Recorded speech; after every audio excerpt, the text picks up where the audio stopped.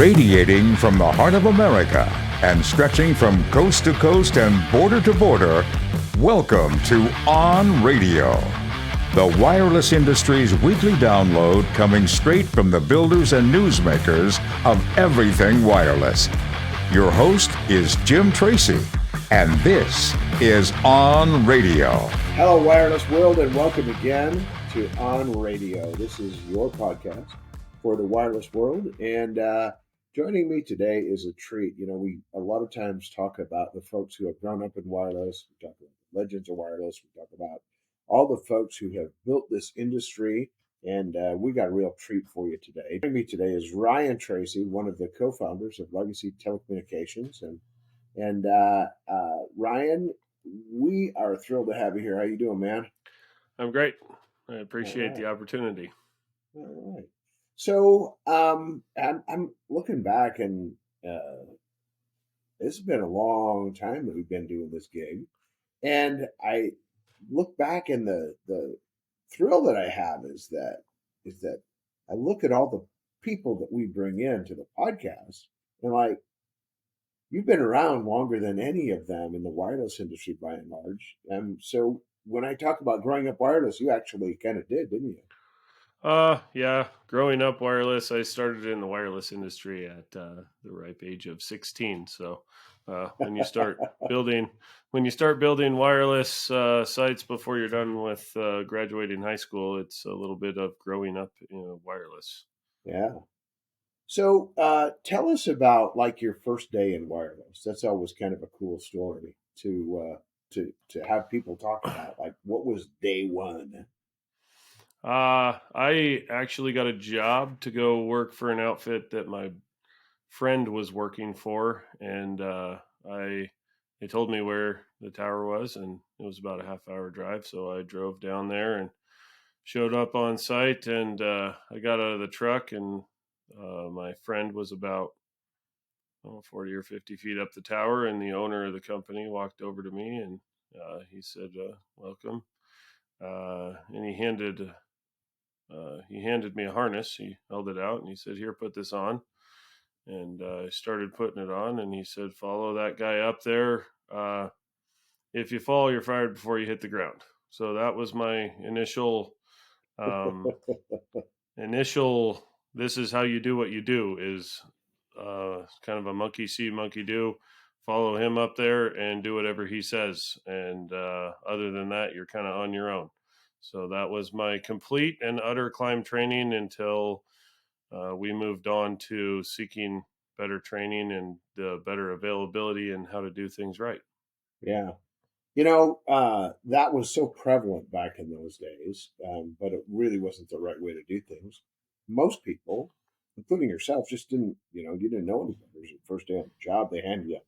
And those old climbing harnesses, they used to call them May West, they were handed out free with the towers so that people would actually kind of maybe consider using them, weren't they? Yep, that's true. Yeah, they used to be, you got a free harness and a free cable grab with, well, I don't know that they were free, but they supplied them with the tower. And anyways, those were the harnesses that we used. A lot of the guys were required to supply their own safety gear for those type of outfits. And that, obviously we do things differently nowadays for a reason. Sometimes things change. Usually they change for a reason, though. We don't want to move forward in doing something incorrectly when we learn and know better.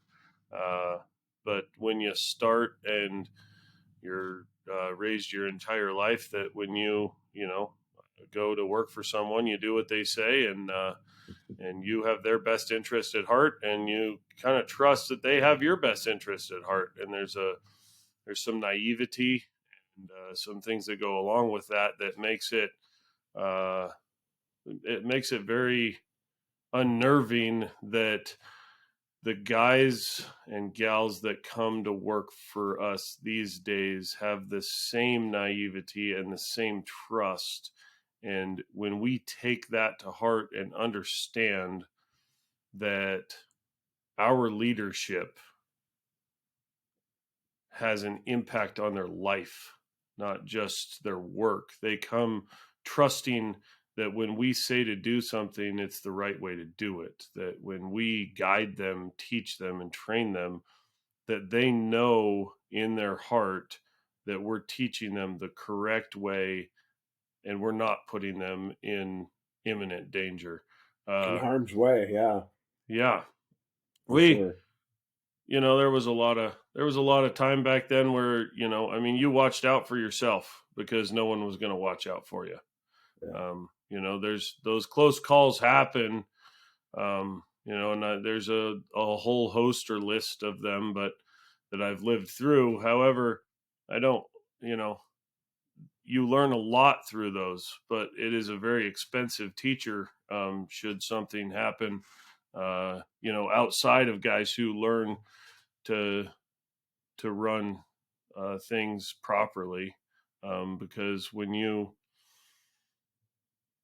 move forward through trusting that that's the right way to do it, but you don't really know, you're just kind of figuring it out. Um, I yeah, do I do appreciate the ability to learn that way, but the ability to teach someone the right way to do it and give them the responsibility, the personal responsibility to follow the right way to do things is a huge part of what we need to be looking at. Is not only are we to teach and hold that trust dear, but then to pass that responsibility on so that we have more than just one person teaching and training the right way to do things. yeah. Because when one person teaches, you only get one person's influence, right? So that's why Correct. best Yeah. practices came around, and you were part of those early best practices. I think you were the youngest chairman of the NATE Safety and Education Committee, weren't you? Yeah. There's a, I think what we used to coin it, training through trauma. Yeah, Um, and there's a lot of, when you don't know how to do something, you figure out the way to do it, and you do it about 4 times the wrong way before you figure out a decent way to do it. And then sometimes, even then, you do it a decent way for 4 years before someone teaches you the right way to do it. But as you seek and really delve yourself into a career and a job in an industry that you care about and you care about the people, you spend a lot of time finding the right ways to do things. Not only the right ways to do them, but the way to do them that's more efficient, the way to do them that's safer, the way to do them that is more caring. And in the end, the goal is that we all go home better people, both personally and professionally. And hopefully, the goal is, none of us do this for free. So we're all hoping to go home uh, better financially as well. yeah, And the key phrase in that is, number one, that we go home. So we got to make sure that's happening. And then after that, it's, are we a better person? Did we encourage the other people to be better people while we were there? Better professionally? Did we do what we said we were going to do? Did we help the customer? Are we serving them?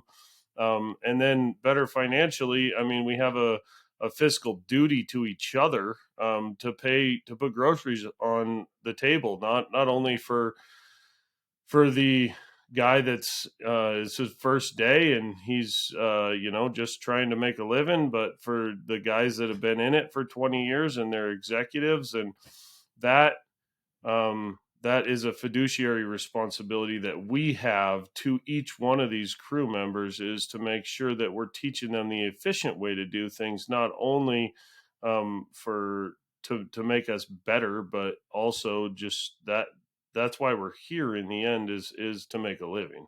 yeah. And you bring that up, and it really sounds like um, going to go back to that Nate committee thing. Is like you're assembling all the best practices from all over the country. But you did that when you were 20 something, right? Yeah, there's a lot of best practices. It used to be, if you listened, you could learn, and I think it's still this way. Um, but you have to really listen. Um, and you can hang around some guys. I mean, there's plenty of guys who've been stacking iron and putting antennas up on steel, for longer than I have. And they learn things through trauma as well. And it's pretty awesome to be able to sit around a room, uh, whether it be at Nate or the Wireless Summit or anywhere like that. And I mean, you're sitting around listening to guys' stories, and they're just cool stories, number one, so they're fun to listen to. But if you really listen and you use the tools that God gave you in both ears and the brain that's in between it, you can take their lesson that's a really cool story that might not be something you ever want to live through, and you can turn that and say, hey, I've heard a guy talk about stacking this way before, and I really don't think that this is something that we want to do. I think we should do it this way because he learned the hard way and he shared this with me. So it is pivotal and key, not only that you utilize uh, the research and the training that we have available now, but also the experiences of those who've gone before us. And the bummer about it is you can only share those experiences with so many people, and out of those so many people, only so many people are going to listen to the lessons that were learned within that. But I think it's really important that we listen closely to the life lessons, not only within the industry. I mean, you can learn something just about life, about uh, how to run your company financially better, mistakes they've made through the woes of the industry, or the times where they were on the peak of a mountain and there was more work, and margins were better than they could ever remember. And I think if we truly endeavor to learn, there's way more to learn than we ever could even fathom, because you cannot teach 30 or 40 years of knowledge and experience and relationships within a conversation. But through time and through experience of listening and creating relationships with those people, you really can get to a level to where, in your own time and your own experience, those nuggets of wisdom can sure as heck save you a whole lot of heartache in learning some of them yourself. Yeah, It's mentoring pretty is cheap. really a lesson in saturation because I mean, they say, "Hey, well, I just want to, I don't want to spend a lot of time with you. I just want to spend some quality time." Well, Yeah. you can't really learn some of those cheap tuition lessons just in small blocks of time. They're large blocks of time with little nuggets of wisdom, aren't they? Yeah, they are in large blocks of time. I mean, if I asked anyone, some of the other key guys in the industry to sit down and share with me all of their nuggets or their secret sauce, there's no way that they're going to even think of everything in one sitting. It can't Yeah, happen. And then people ask me to share with them what I know, and you have to have examples, and it doesn't mean something until it means something. yeah, Um, and you have to so be able to remember it too. yeah, that's a huge part of it.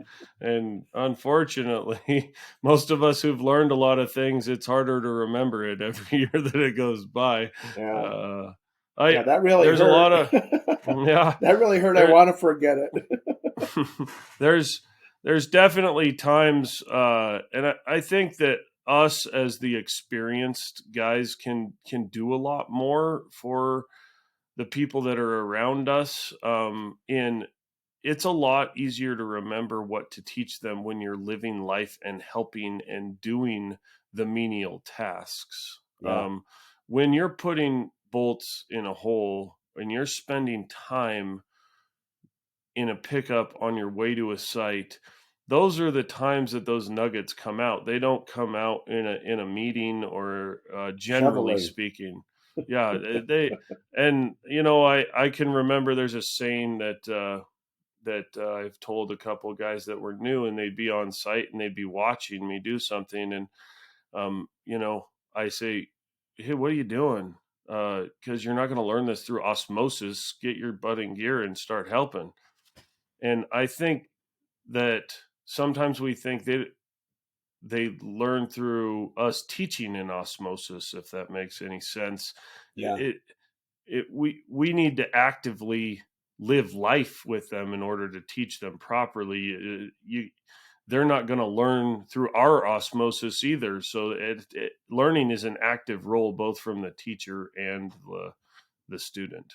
Thanks for joining us, and come back again next week for a little bit more of Ryan Tracy. And we're going to be talking a little bit more about our wireless infrastructure there. But always remember, never forget, let's choose safety today. This is Jim, and I'm out. Thanks for tuning in today, and join us every week.